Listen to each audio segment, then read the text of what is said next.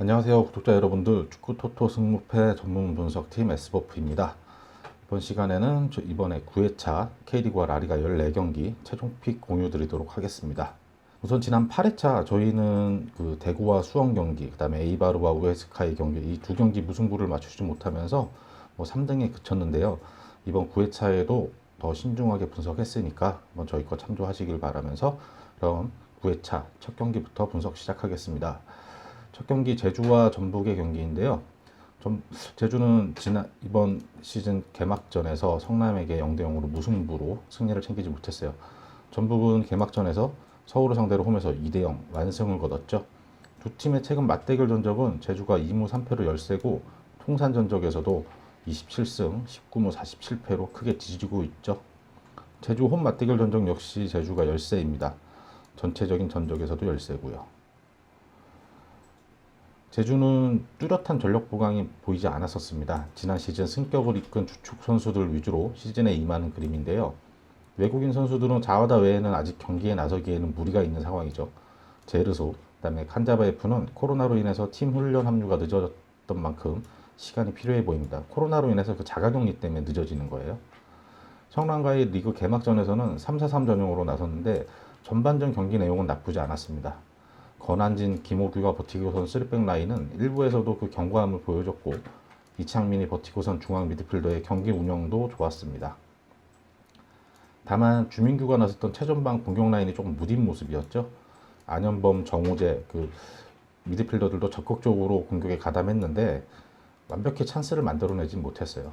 다만 제주는 그 첫 경기에서 예상 외의 그 폭우 속에서 또 날씨도 되게 추웠었거든요. 이런 상황에서 경기를 치렀던 만큼 준비했던 경기력을 제대로 발휘하지 못하기도 했죠. 지난 시즌 군 전역 후 남길 감독의 기대를 받았던 진성욱은 후반 교체 투입되고 얼마 안 돼서 퇴장당하는 불운을 겪었습니다. 전북은 역시나 전북이었죠. 두터운 스쿼드를 바탕으로 결국 힘으로 상대를 압도해버렸어요. 사실 개막전 서울과의 경기에서 전반전만 놓고 본다면 전북의 경기력이 그렇게 좋지는 않았죠. 서울과의 중원 싸움에서 류재문, 최용준 조합이 밀리면서 경기 주도권을 내줬었어요. 특히 서울의 빠른 역습 전개에 여러 차례 위기가 있었지만 그 송범근 골키퍼의 선방으로 실점을 허용하진 않았죠. 전북은 후반 들어서 최용준이 본인의 경기력이 살아나면서 경기 주도권을 찾아왔죠.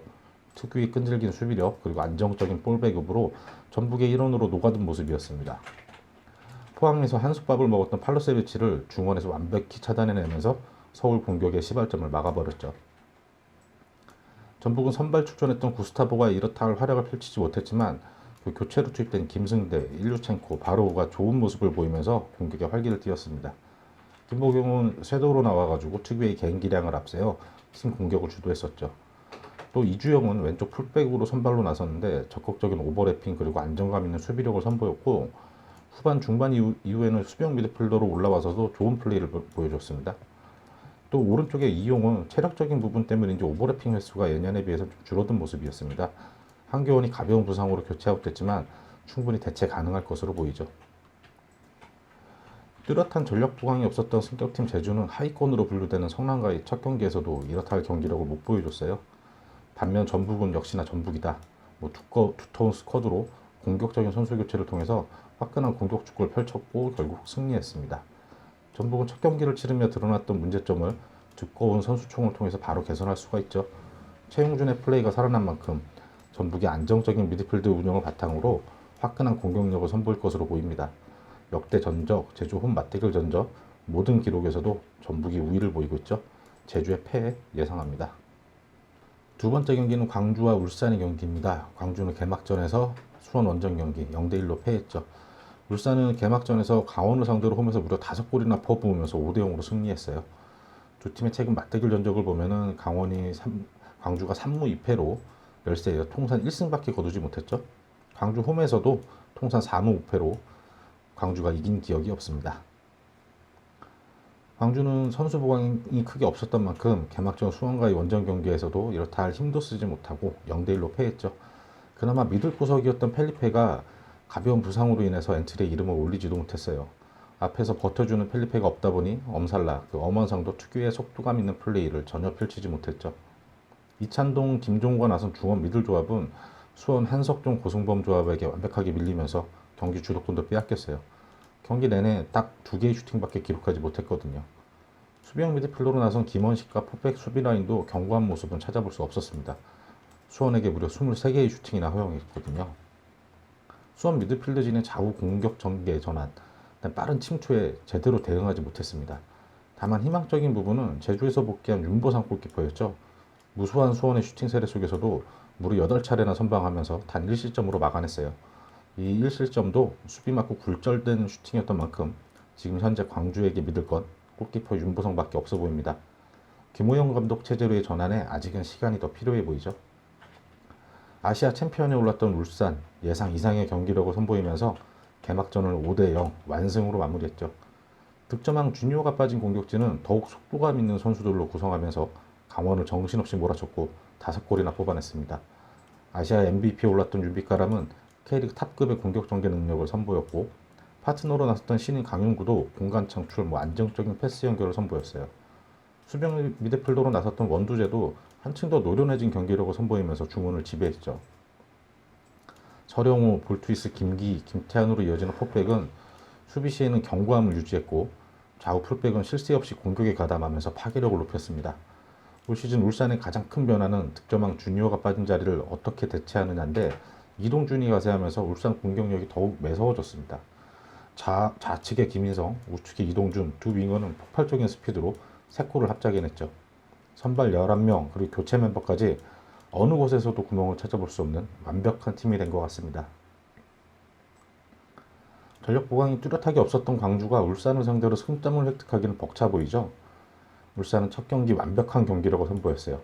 클럽 월드컵을 치르면서 실전 경기를 빠르게 치러서인지 완성된 조직력이 보였죠. 그 뉴페이스 강윤규, 이동준, 김지현 모두 팀플레이에 녹아들면서 기대 이상의 모습이었습니다. 당분간 울산의 상승세는 거침이 없을 것 같죠. 울산은 역대 광주 원정에서도 패한 적이 없습니다. 최근 3경기 연속 무승부를 기록 중이지만 현재 울산의 전력상 무승부도 없을 것 같습니다. 광주의 패 예상합니다. 세 번째 경기는 인천과 대구의 경기입니다. 인천 개막전에서 포항 원정 2대1로 패했죠. 대구는 개막전 수원FC의 홈경기에서 1대1 무승부를 거뒀습니다. 두 팀의 맞대결 전적을 보면은 1승 2무 2패로 인천이 열세예요. 근데 마지막 맞대결에서는 인천이 이겼습니다. 인천 홈 맞대결에서는 3무 2패로 최근 5경기 인천의 승리가 없네요. 잔류왕 인천이 조성환 감독 체제로의 전환에 어느 정도는 성공한 모습이죠. 특히 중앙 미드필더 김도혁이 한층 안정된 경기 운영 능력을 보였고, 아길라르가 교체 투입되자 포항을 몰아붙이면서 아길라르가 선제골을 기록하기도 했어요. 김강석을 중심으로 한 3백 수비 조직도 높이, 데인마크 다 괜찮은 모습을 보였습니다. 다만 그 무고사가 빠진 공격진의 무게감이 너무도 가벼웠죠. 아길라르의 중거리 슈팅으로 골은 기록했지만 경기 내내 단 3개의 슈팅밖에 없었거든요. 무고사는 자가격리 중인 코로나에 확진됐고 또 부친상까지 나가면서 힘든 시간을 보내고 있죠. 3백 라인, 그리고 김도혁을 중심으로 한 중앙 미드필드, 그리고 오재석과 김준엽이 좌우 측면에서 준수한 모습을 보여준 만큼 공격진의 실마리만 찾아내면 잔류왕이라는 오명은 벗어날 수 있을 것 같습니다. 인천에게도 아직 시간이 조금 더 필요해 보입니다. 우려와 달리 대구가 선전을 펼쳤죠. 주전급 선수들이 대거 이탈, 원톱 공격수의 부재, 정승원의 조종 상태 등 악재가 많아 힘들지 않냐 예상했는데 막상 뚜껑을 열어보니 세징야가 버티고선 대구는 건재했습니다. 전반은 수원FC의 공세에 밀리며 이렇다 할 힘을 못 썼고 양동현에게 선제골까지 내줬죠. 대구가 달라진 건 후반입니다. 오우성이 빠지고 이근호가 투입되면서 공격진의 활기를 찾았고 침묵하고 있던 세징야의 플레이도 살아났습니다. 후반 중반 플레인 코치 이용래가 투입되자 경기는 대구의 일방적인 우세로 기울었죠. 이용래는 당초 우려와 달리 예전의 안정적인 경기 운영 능력, 그리고 날카로운 왼발 패스가 아직 살아있더군요. 이병국 감독은 수비수 김진혁을 후반 중반 원톱으로 끌어올리는 전술적 변화를 시도했는데 이게 그대로 적중하면서 김진혁이 동점골을 터뜨렸죠. 스바사와 박한빈 조합으로 나선 중앙 미드필더도 수원의 3미들과 견저 밀리지 않는 안정적인 모습을 보였습니다. 이근호의 투입, 김진혁의 전진 배치를 통해 공격 실마리를 푼 만큼 대구의 공격적인 경기 운영이 기대되고 있습니다. 인천은 적재적소의 선수들을 보강했지만 무고사의 공백이 너무 큰 상황입니다. 무고사가 없는 인천 공격은 전혀 알맹이가 없었죠. 반면 대구는 이근호, 김진혁 카드가 적중하면서 세징야까지 같이 살아나는 이 전술적 해법을 찾아냈죠. 전력 이탈이 많았던 대구지만 남아있던 선수들이 충분히 제 몫을 해주고 있습니다. 인천이 최근 홈 맞대결 전적에도 승리한 기억이 없는 만큼 대구의 우세가 예상됩니다. 인천의 패 예상합니다. 네 번째 경기는 강원과 포항입니다. 강원은 이번 시즌 개막전에서 울산 원정 5대0으로 패했습니다. 5골이나 내줬죠. 포항은 인천과의 홈 경기에서 2대1로 승리하면서 기분 좋은 출발을 알렸어요. 두 팀의 최근 맞대결 전적은 2승 1무 2패. 근데 강원이 최근 2연패를 기록하고 있죠. 강원 홈에서는 강원이 2승 2무 1패로 좀 우세해 보이긴 한데 가장 최근 맞대결에서 3골이나 내주며 패했죠. 강원의 병수볼이 시즌 개막전에서 처참히 무너졌죠. 울산과의 개막전 전반 초반 대등한 경기를 펼치다가 유미카람에게 프리킥골을 허용한 후 울산이 매서운 기세에 눌리며 힘을 못 썼어요. 더군다나 중앙 수비수 임채민이 이동준의 돌파를 저지하다 VAR 판독 끝에 퇴장당하면서 수적 열세에 놓이며 더욱 어려운 경기를 펼쳤죠. 고무열을 원톱으로 세우고 김대원과 마사를 좌우 측면에 배치했지만 공격의 실마리가 잘 풀리지 않았습니다. 경기는 0대5 크게 패했고 하필 강원 지역에 폭설이 내려서 선수들이 복귀하는데도 무려 6시간이나 걸렸다고 하니 강원으로서는 악재의 연속이었죠. 전체적으로 새롭게 합류한 선수들이 아직 병수볼에 적응하지 못한 느낌이죠. 김대현, 마사 두 선수 모두 전 소속팀에서 실력 검증이 끝난 선수들인 만큼 팀 플레이에 적응한다면 공격력은 살아날 것으로 기대됩니다. 다만 수비 라인이 큰 허점을 드러냈는데 임채민의 퇴장 공백도 있었지만 울산의 빠른 공간 침투에 제대로 대응하지 못했죠. 임채민의 퇴장 공백은 신세계가 센터백으로 대체하거나 포백으로의 수비 전술 변화도 가능합니다. 원정팀 포항은 1588이 해체됐지만 그 기동 타격대는 여전했죠. 홈 개막전에서 인천을 상대로 김기동 감독의 전술적 상황 판단이 적중하면서 2대1 역전승을 거뒀어요. 신진호, 오범석 두 노련한 중앙 미드필더들은 안정적인 수비력을 바탕으로 경기 운영을 펼쳤고 공격진에는 이현일이 원톱으로 선발 출전했지만 이 부분은 좀 아쉬웠어요. 후반 임상엽이 투입되면서 오른쪽 윙으로 나섰고 오른쪽에 위치했던 팔라시오스가 전방으로 이동했죠. 또한 오른쪽 풀백으로 나섰던 신강호는 인천의 키플레이어 아길라를 대입막하기 위해서 수비형 미드필더로 포지션을 옮겨서 임무를 완수했습니다. 왼쪽 풀백 강상우는 원톱으로 올라서 결승골에 관여했고 후반 막판에는 다시 왼쪽 측면 수비로 복귀했어요. 김기동 감독의 전술적 상황 대응이 빛났던 경기였죠. 송민규, 강상우 두 젊은 피가 건재한 상황에서 신진우, 오범석, 신강훈 등 노련한 선수들이 합류하며 팀이 한층 더 짜임새가 생겼습니다. 외국인 공격수들이 아직 경기에 나서기 힘든 상황인데 이들이 합류한다면 기동타격대 시즌2 기대가 되는 상황입니다. 병수볼의 2021 시즌 첫 경기는 참패였습니다. 특히 수비 라인에서 상대의 빠른 침투에 전혀 대응하지 못하는 모습이었죠. 포항 역시 송민규를 앞세워 강원의 이러한 허점을 두드릴 것으로 보이죠. 첫 경기 역전승으로 기세가 오르며 안정된 경기력을 보인 포항, 첫 경기 참패에 폭설로 복귀까지 6시간이 걸린 강원. 경기력, 기세, 현재 분위기상 포항이 여러모로 우세하죠. 강원의 패 예상합니다. 다섯 번째 경기는 바이돌리드와 헤타페의 라리가 경기입니다. 바이돌리드는 최근 5경기에서 2무 3패, 리그 8경기에서 승리가 없죠. 헤타페 역시 1승 4패, 4연패에서 드디어 탈출한 모습이었습니다. 두 팀의 맞대결 전적을 보면 1승 3무 1패로 팽팽했습니다. 올 시즌 맞대결에서 바이돌리드가 승리를 거뒀죠. 바이돌리드 홈 맞대결에서는 2승 3무로 바이돌리드가 패한 적이 없습니다. 근데 기록이 조금 예전 기록들이죠. 바이돌리드의 부진이 더욱 길어지고 있습니다. 최근 리그 8경기에서 승리가 없어요. 지난 라운드 셀타비고와의 원정 경기에서도 선제골을 기록하고도 경기 종료 직전 실점하면서 무승부에 그쳤죠. 최전방 투톱 가르디올라는 최전방에서 상대 수비를 등지며 동료들에게 연계하는 플레이가 돋보였고 바이스먼은 날카로운 슈팅력을 가시하긴 했습니다. 중앙 미드필더 메사의 활약도 돋보였는데 번뜩이는 드리블 돌파를 통한 공격 전개, 그리고 정확한 패스, 그리고 전담 키커로 활약하고 있죠. 선제골 장면에서도 메사의 폭발적인 드리블 돌파에 이어서 바이스먼이 통쾌한 중거리 슈팅을 시도했고 이를 상대 골키퍼가 쳐내자 또 오레아나가 손쉽게 차넣었죠. 공격진의 움직임은 나쁘지 않았는데 측면 수비, 특히 왼쪽 측면 수비가 손쉽게 무너지면서 셀타비고에게 찬스를 많이 허용했었어요. 수시로 상대에게 크로스를 허용하면서 위험한 장면들을 연출하더니 결국 후반 추가 시간 세트피스 상황에서 실점으로 허용했죠. 박스 안에 수비 가담 선수가 8명이나 됐는데 공격에 가담은 상대 센터백 무리오를 놓치면서 동점골을 내주고 말았죠. 헤타페가 드디어 기나긴 4연패의 수렁에서 벗어났습니다.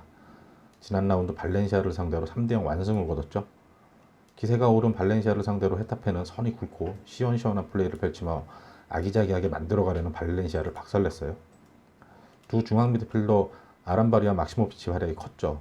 아람바리는 공격적인 장기를 발휘하면서 경기를 주도하더니 전반 상대 수비의 패스 미스를 받아내 벼락같은 중거리 슈팅으로 선제골을 뽑아냈죠. 막시모비치는 적극적인 전방 압박을 통해서 상대 수비 실수를 유도했고 돌파를 시도하며 퇴장까지 이끌어내는 활약을 펼쳤죠. 최전방에 나선 마타도 상대 센터백과 몸싸움을 이겨내며 8경기 만에 골맛을 봤습니다. 교체 투입된 알레나도 우초의 슈팅이 상대 수비 맞고 튀어오르자 어려운 자세에서 오른발 슛으로 마무리하며 쐐기골을 기록했어요. 간결하고 선이 굵은 축구로 시원시원하게 플레이한 끝에 발렌시아를 3대0으로 완파했죠. 이날 경기에서는 포백 수비 라인도 제공권, 데인마크 다 좋은 모습을 보였습니다. 바이돌리는 최근 리그 8경기에서 승리가 없는데 8경기 연속 실점을 기록 중이죠. 수비 집중력을 높이지 않으면 승리를 챙기기 힘들어 보입니다. 헤타페는 4연패 부진에서 벗어났는데 발렌시아를 상대로 월등한 경기력을 선보였어요. 최근 기세나 경기력을 봐서는 헤타페의 우세가 점쳐집니다. 근데 올 시즌 17라운드 맞대결에서는 전반 키케이 크로스를 바이스먼이 골로 연결하면서 바이돌리드가 승리했죠. 그리고 바이돌리드는 헤타페와 홈 공식전 9경기에서 패한 적이 없습니다. 4승 5무를 기록 중이죠. 바이돌리드의 무 혹은 패 예상합니다. 6번째 경기는 엘체와 세비야의 경기입니다. 엘체는 최근 5경기 1승 1무 3패, 다시 연패가 시작됐습니다. 세비야는 최근 5경기 2승 3패, 최근 바르셀로나에게 2경기 연속 패였습니다. 두 팀의 맞대결 전적은 2무 3패로 엘체가 열세에 놓여있죠. 엘체의 홈 경기에서도 1무 3패 세비야를 상대로 승리한 기억이 없습니다. 엘체가 다시금 연패에 빠졌죠. 지난주 중 바르셀로나와 연기됐던 리그 경기에서 3대0으로 패한 뒤 지난 라운드 그라나다와의 경기에서도 2대1로 패하며 2연패에 빠졌습니다. 엘체는 그라나다를 상대로 미드필드진이 강한 압박을 펼쳤지만 상대 미드필더 쿠이나의 페인팅 한 방에 무너지면서 슈팅 각도를 내줬고 결국 선제골을 허용했어요. 선제골 이후에는 쫓아가려는 엘체가 공격적으로 그라나다를 몰아붙였고 결국 전반 막판 상대 센터백 페레즈가 페널티 박스 안에서 공중볼 낙하 지점을 놓치자 보예가 이를 놓치지 않고 달려들어서 상대 수비를 완벽하게 등진 상태로 몸싸움을 이겨내며 동점골을 성공시켰죠. 보예가 오랜만에 최전방 워터다운 면모를 보여줬고 4경기 만에 득점골을 가동한 거죠. 그러나 측면 수비가 무너지면서 상대 오버래핑에 수시로 크로스를 허용했고 결승골을 내주며 패하고 말았습니다. 엘체는 비록 그라나다에게 패했지만 좌우 측면 풀백 베르두와 풀켜의 공격 가담은 아주 위협적이었고 오른쪽 측면 모렌테의 플레이도 아주 좋았습니다. 모렌테의 크로스와 최전방 보예, 카릴로와의 호흡이 조금 더 좋아진다면 좋은 공격력을 보여줄 것 같아요. 세비야가 바르셀로나와의 2연전을 모두 패했죠. 지난 라운드 리그 홈 경기에서는 팽팽한 경기를 펼치면서 최근 부진에서 벗어나나 했어요.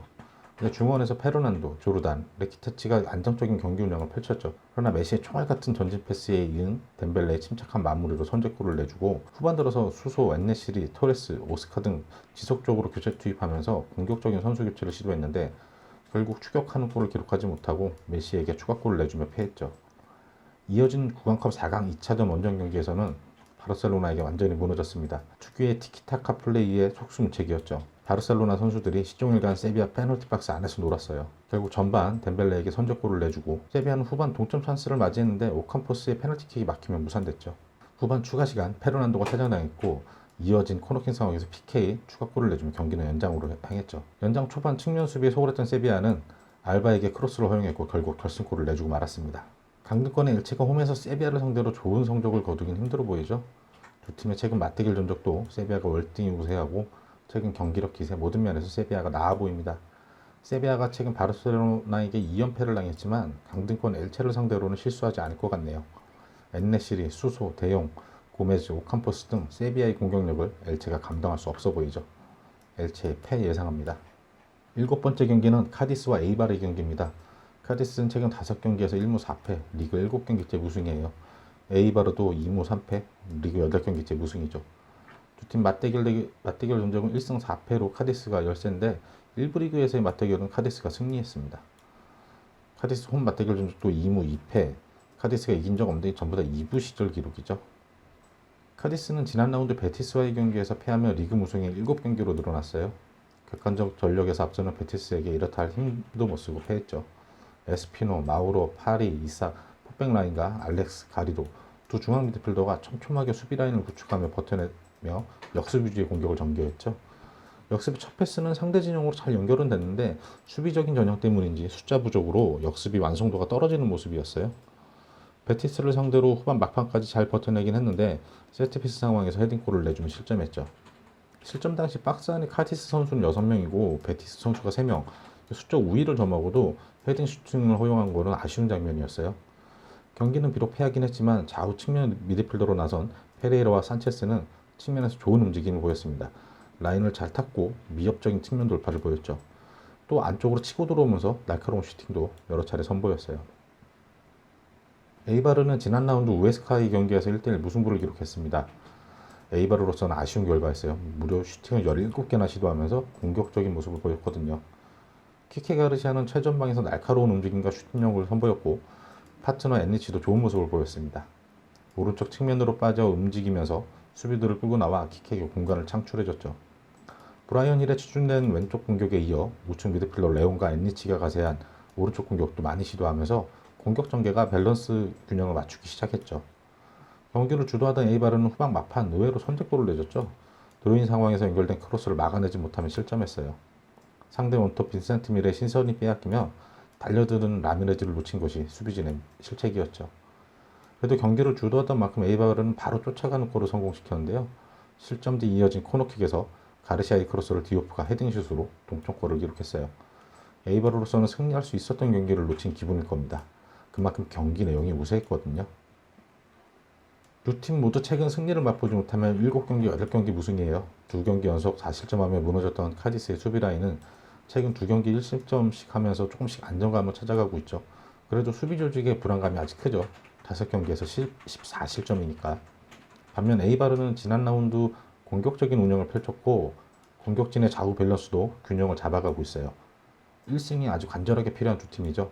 서로 공격적인 경기 운영을 펼칠 것 같은데요. 그래도 공수 밸런스가 안정적인 에이바르가 우세해 보입니다. 두 팀의 지난 8라운드 맞대결에서는 전반 에스페노의 크로스를 네그레도가 헤딩골로, 그리고 후반 역습 상황에서 네그레도의 날카로운 전진 패스를 산체스가 추가골로 카디스가 2대 0으로 승리했었죠. 맞대결 전적을 감안해서 카디스의 무승부도 열어두겠습니다. 카디스의 무, 패 예상합니다. 8번째 경기는 오사수나와 바르셀로나의 경기입니다. 오사수나 최근 5경기에서 3승 2패, 상위권 팀들에게는 패했습니다. 바르셀로나는 3승 1무 1패, 다시 기세가 오르며 3연승 중이죠. 두 팀의 맞대결 전적을 보면 1승 1무 3패로 오사수나의 열세입니다.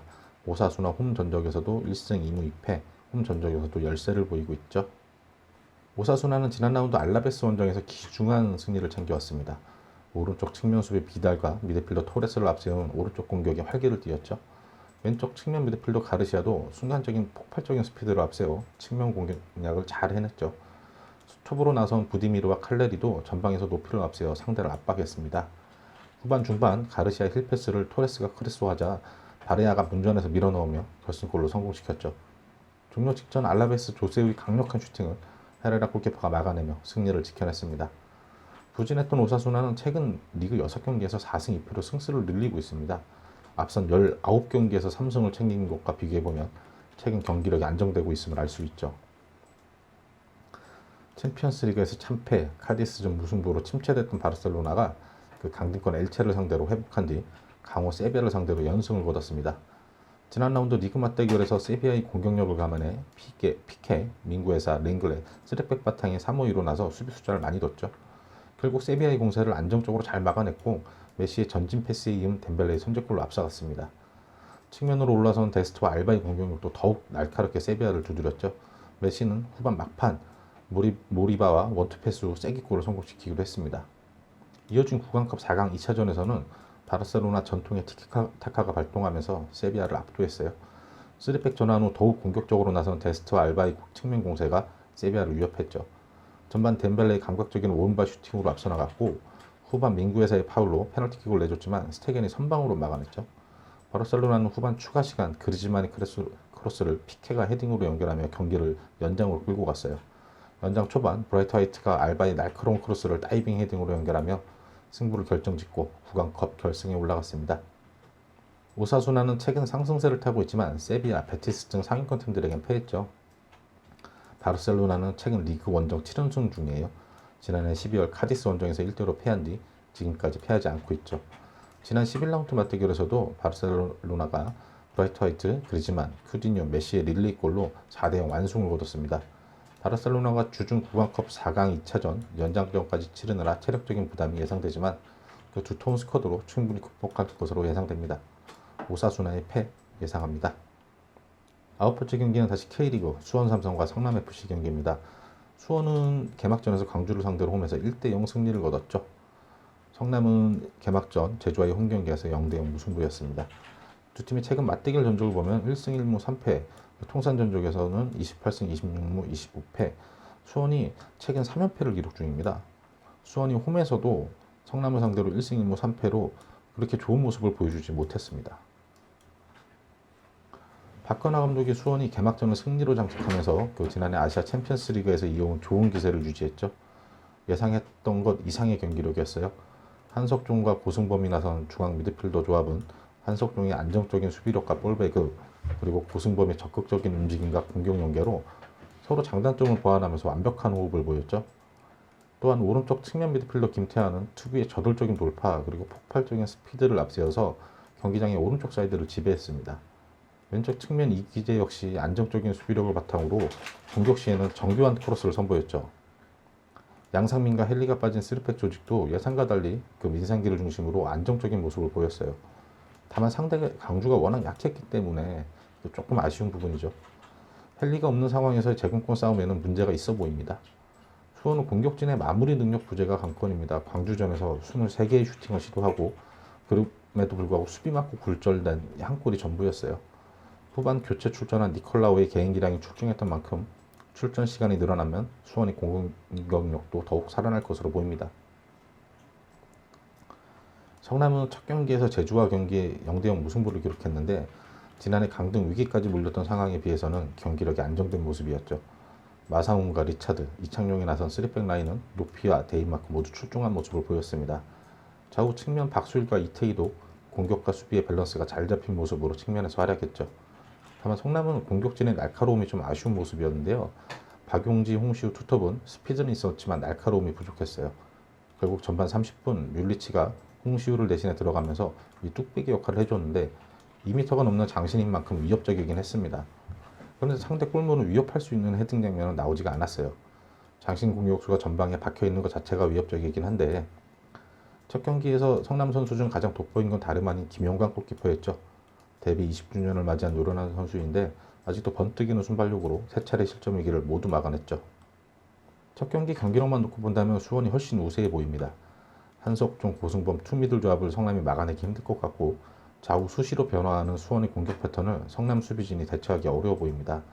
다만 뮬리치라는 장신 공격수를 수원이 어떻게 봉쇄하느냐가 관건인데 헨리가 아직 정상 컨디션이 아닌 만큼 좀 어려워 보이네요. 그리고 수원은 최근 이상하리만큼 성남에게 힘을 못 냈죠. 최근 홈에서 성남을 상대로 4경기째 승리가 없어요. 최근 상대 전적은 수원이 안 좋긴 하지만 경기 내용은 미드필더 조합이 뛰어난 수원이 우세하고 뮬리치가 아직 0점 조정이 필요해 보이는 만큼 수원이 앞서 보입니다.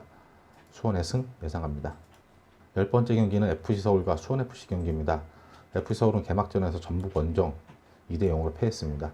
수원FC는 대구 원정 경기에서 1대1 무승부를 거뒀죠.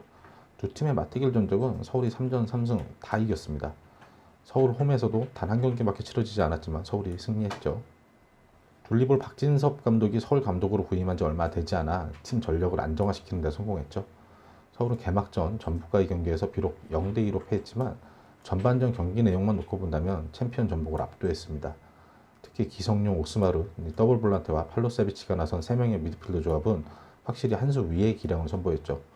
기성용, 옥스마르는 부족한 스피드를 넓은 시야와 빠르고 정확한 택배 패스로 커버했고 팔로세비치는 부지런히 움직이며 이들의 활동량을 커버했어요. 옥스마르는 공셋이 좌우 풀백이 오버래핑에 가담하면 황현수, 김홍준과 함께 3백 라인을 구성하기도 했습니다.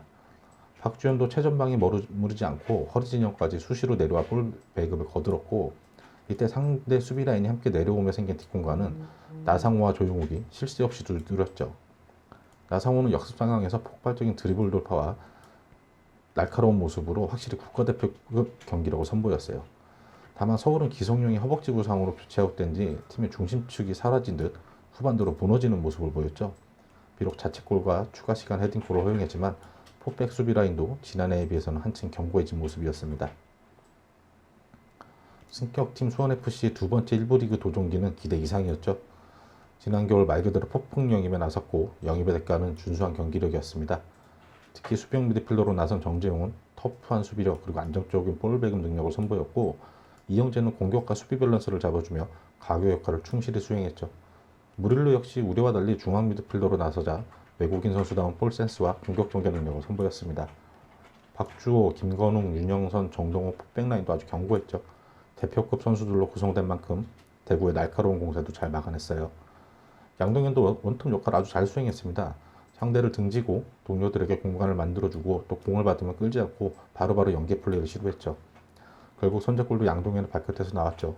다만 양동현이 전반 종료 직전 부상으로 교체 아웃됐는데 이 부상이 약 8주 정도의 회복 시간이 필요하다네요. 개막전에서 라스가 보여준 실망스러운 모습을 봐서는 양동현의 공백을 어떻게 대체하느냐가 관건입니다. 오른쪽 윙으로 나섰던 정충곤은 K리그 데뷔전에서 준수한 활약을 펼쳤죠. 돌파 능력은 뛰어난데 거기까지였어요. 이어지는 크로스의 질이 조금 부정확했죠. 두 팀의 맞대결은 치열한 중원 싸움에서 갈릴 것으로 보이죠. 두 팀 모두 3명의 미드필더들이 첫 경기 좋은 모습을 보인 만큼 치열한 접전이 예상돼요. 다만 서울이 기성용의 허벅지 부상 정도에 따라서 결정하게 될 경우 중원 싸움은 수원이 우세로 기울 것 같습니다. 반대로 수원은 양동현의 부상으로 인한 공백이 쉽사리 메워지지 않을 것 같아요. 두 팀의 역대 맞대결 전적은 서울이 3전 3승으로 모두 승리했었죠. 서울의 승 혹은 무 예상합니다. 11번째 경기는 우에스카와 셀타비고의 경기입니다. 우에스카는 2승 1무 2패로 강등권 탈출이 눈앞입니다. 셀타비고는 1승 3무 1패, 요즘 무승부가 많았죠. 두 팀의 맞대결 전적은 2무 3패로 우에스카의 열세입니다. 우에스카의 홈에서도 4무 1패로 우에스카가 이긴 기억이 없어요.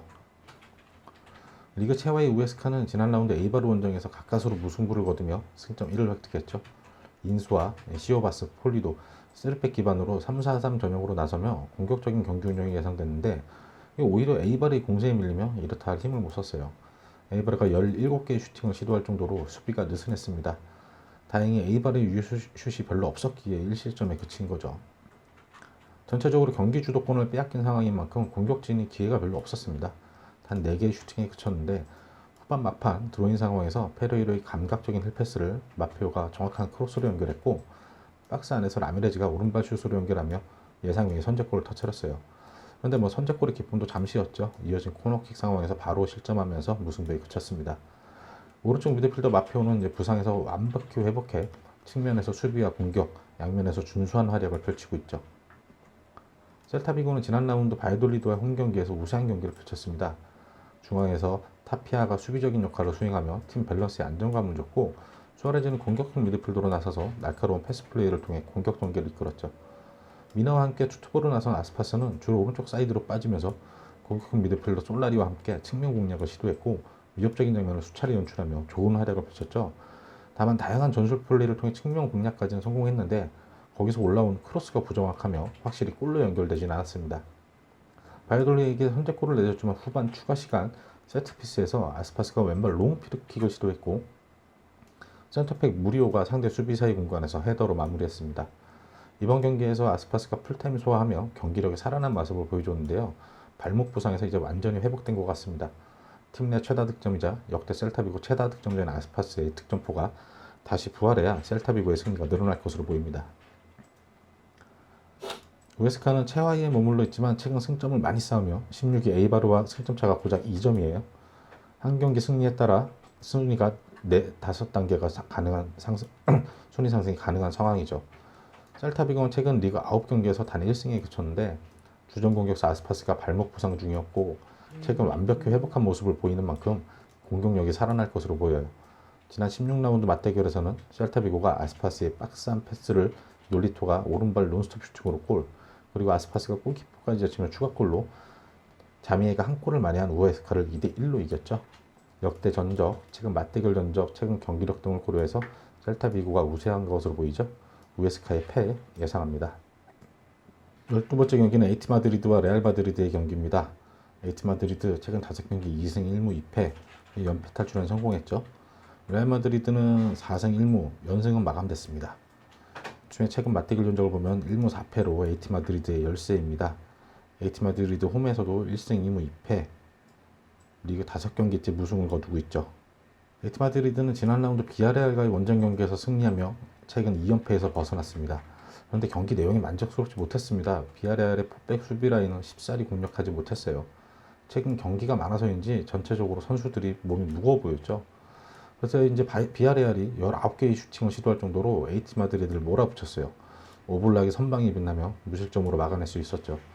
다행스럽게도 전반 중반 코너킥 상황에 사비기 헤딩슛을 골키퍼가 막아낸 공이 상대 풀백 알폰소의 몸에 맞고 들어가는 그 행운의 자책골이 있었고, 후반 교체 투입된 펠릭스가 박스 정면에서 수비가 걷어낸 공을 그대로 오른발로 차넣으며 추격골을 장식해 2대 0으로 승리했죠. 승리는 챙겼는데 에이트 마드리드답지 않은 경기력이었습니다. 지난 라운드 소시에다와의 경기에서 무승부를 기록하며 최근 연승 행진이 마감됐습니다.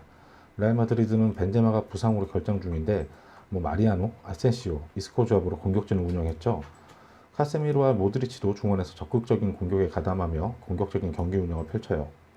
경기를 주도했지만 후반 소시에다 포르투에게 선제 헤딩골을 내주며 끌려갔는데요. 실점 이후 주로 비니시우스, 로드리고 공격 3인방을 전면 교체하며 공격적인 선수 변화를 가져갔습니다. 결국 후반 종료 직전 오버래핑한 루카스의 크로스를 교체 투입된 비니시우스가 오른발로 차넣으며 동점골을 성공시켰죠. 경기 내용도 좋았고 우세한 상황에서 승리를 챙기지 못한 것이 조금 아쉬운 결과였죠. 리그 1위 에이티 마드리드, 그리고 3위 레알 마드리드, 이 마드리드 더비. 통산 더비 전적은 56승 58무 112패로 홈팀 에이티 마드리드가 좀 열세죠. 에이티 마드리드는 최근 챔피언스 리그 그리고 수년된 리그 경기를 치르며 경기 수가 많아졌고 선수들이 체력적인 부담을 느끼며 승리는 챙겼지만 경기력은 좋지 않았어요. 반면 레알 마드리드는 주전 공격수 벤제마가 부상으로 빠져있지만 꾸준히 다양한 선수들이 골을 기록하며 좋은 경기력을 유지하고 있죠. 올 시즌 13라운드 맞대결에서는 레알이 우세한 경기를 펼치며 코너킥 상황에서 카세미로의 헤딩골, 그리고 카르바엘의 중거리 슛이 골포스트 맞고 오블락 골키퍼에 맞고 들어가는 행운의 자책골로 레알이 2대 0으로 승리했죠. 에이티마드가 올 시즌 당한 2패 중 1패였습니다. 에이티마드들의 체력적인 부담, 역대 전적 등을 고려해 레알의 우세가 점쳐지죠. 에이티마드리드의 무패 예상합니다. 13번째 경기는 소시에다와의 레반테의 경기입니다. 소시에다 최근 5경기에서 2승 1패 2무, 유로파 리그 탈락으로 이제 리그에 집중해야 될 상황이죠. 레반테는 최근 5경기 1승 1무 3패, 다시 수비력이 무너지고 있습니다. 최근 맞대결 전적에서는 1승 2무 2패로 소시에다가 최근 맞대결에서 패했습니다. 소시에다 홈에서는 2승 2무 1패로 소시에다가 홈에서는 우세한 모습이죠. 소시에다가 유로파 리그에 탈락하며 이제 리그에 집중해야 될 시기가 됐습니다. 지난 라운드 강호 레알 마드리드와의 원정 경기에서는 주중 유로파 리그를 치른 여파인지 선수들의 체력적인 부담으로 인해 좋은 경기력이 나오진 않았어요. 레알 마드리드에게 시종일과 밀리는 형세였죠. 모드리치와 카세미로를 앞세운 레알의 미드필드진에게 밀리며 무려 슈팅을 21개나 허용했어요. 그래도 포르투가 왼쪽 풀백 몬리얼의 크로스를 헤딩골로 연결하면서 선제골로 앞서 나갔는데 측면 수비가 헐거워지면서 크로스를 허용하고 동점골을 내줬죠. 소시에다는 최전방 이삭이 12골을 기록 중이고 오야르자발도 10골, 포르투도 7골로 득점 루트가 아주 다양합니다. 이제 리그에 집중해야 하는 만큼 홈 경기에서 화려한 공격진을 앞세워 공격적인 운영을 펼칠 것으로 기대되죠. 레반테는 거함 에이티마드를 격파하며 이변을 연출했었는데 빌바오와 리그 구강컵 2연전에서 1무 1패로 아쉬운 성적을 남겼죠. 지난 25라운드 빌바오와의 홈 경기에서는 팽팽한 경기를 펼치다 전반 중반 프로토스가 폭발적인 스피드를 앞세워 돌파를 시도하다 빌바오 누네즈의 파울을 이끌어내며 페널티킥을 얻어냈고 로저가 침착하게 성공시키며 앞서 나갔어요. 그러나 후반 초반 부체비치가 박스 안에서 베렌거의 돌파를 저지하다가 페널티킥을 허용하며 동점골을 내주고 말았죠. 이어진 구강컵 4강 2차전에서는 레반테가 경기 초반 선제골을 기록하며 앞서 나갔습니다. 로치나의 패스를 로저가 박스 안에서 침착하게 터닝슛으로 골로 연결시켰습니다. 그러나 얼마 안가 가르시아를 막던 두아르테가 파울로 페널티킥을 내주면서 동점골을 허용했어요. 두 경기 연속 페널티킥을 허용한 거죠. 경기는 연장으로 향했고 연장 종료를 얼마 남기지 않고 베렌거에게 중거리골을 허용하며 패했습니다. 올 시즌 10골을 기록 중인 모랄레스가 최근 6경기째 득점이 없어 부진했지만 로저가 최근 2경기 연속골을 기록하며 골 감각이 올라오고 있습니다. 소시에다는 유로파리그 탈락으로 이제 리그에 집중할 시간이 찾아왔죠. 지난주 유로파리그 맨유 원정, 레알 마드리드 원정 2연전을 2무승부로 잘 막아냈습니다. 반면 레반테는 최근 빌바오의 리그 구강컵 2연전에서 1분 1패를 당했어요. 특히 구강컵에서는 연장까지 치르는 접전 끝에 패해 체력 소모도 컸고 정신적인 데미지도 크죠. 올 시즌 14라운드 맞대결에서는 소시에다가 이삭이 프리킥으로 선제골로 앞서갔지만 고메즈 알콘이 슈팅을 골키퍼가 쳐내자 로저가 침착하게 리바운드 골을 기록했고, 그리고 후반 프로토스의 공간 침투로 만들어낸 결승골로 레반테가 승리했습니다. 앞선 맞대결에서 레반테가 승리하긴 했지만 최근 경기력과 흐름상 소시에다를 상대로 힘을 쓰기 어려워 보이죠. 소시에다의 승 혹은 무 예상합니다.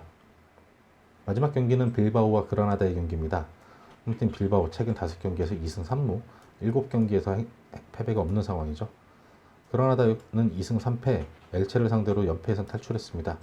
두 팀의 맞대결 전적은 2승 3패로 빌바오가 최근 3연패 중이에요. 그런데 빌바오 홈에서 맞대결은 3승 1무 1패로 반대로 빌바오가 홈에서 3연승 중입니다. 지난 25라운드 리그 원정 경기에서 레반테와 팽팽한 경기를 펼쳤는데 전반 중반 빌드업 과정에서 레반테 프로토스에게 인터셉트 당하며 돌파를 허용했고, 이를 저지하다가 페널티킥을 내줬죠. 그래도 후반 베렌거가 페널티킥을 얻어냈고 이를 가르시아가 성공시키며 1대1 무승부를 기록했습니다.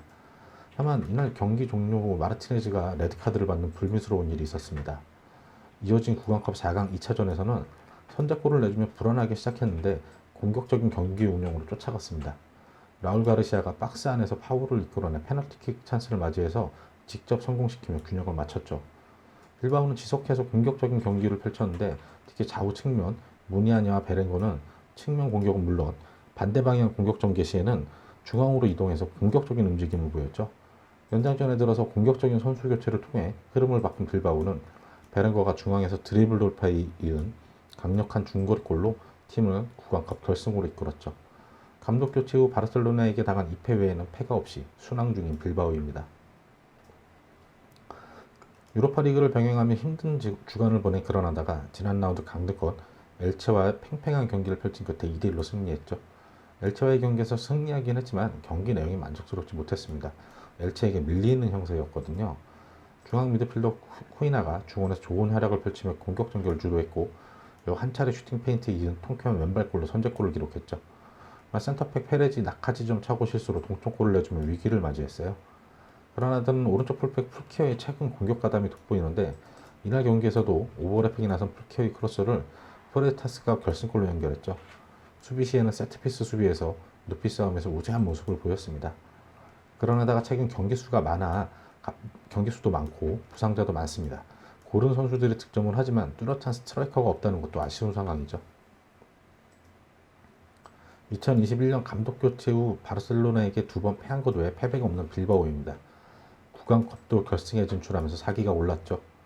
그라나다도 유로파리그 다음 라운드 진출을 확정하며 좋은 흐름을 유지하고 있지만 최근 부상자가 많아 경기 수가 많아진 것에 부담감을 느끼는 상황입니다.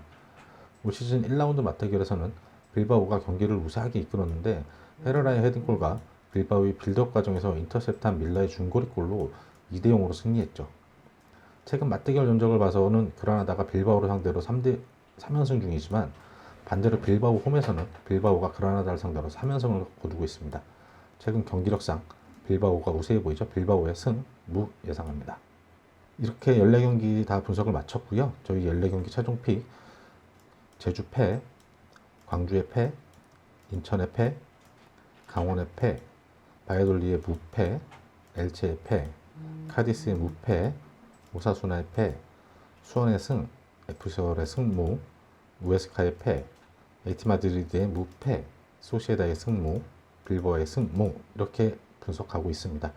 저희 S버프의 분석 결과 참조하셔서 구독자 여러분들 신중한 선택하셔서 좋은 결과 있으시기를 기대하겠습니다. 그럼 저희는 다음 주 10회차 분석 영상으로 다시 찾아뵙겠습니다.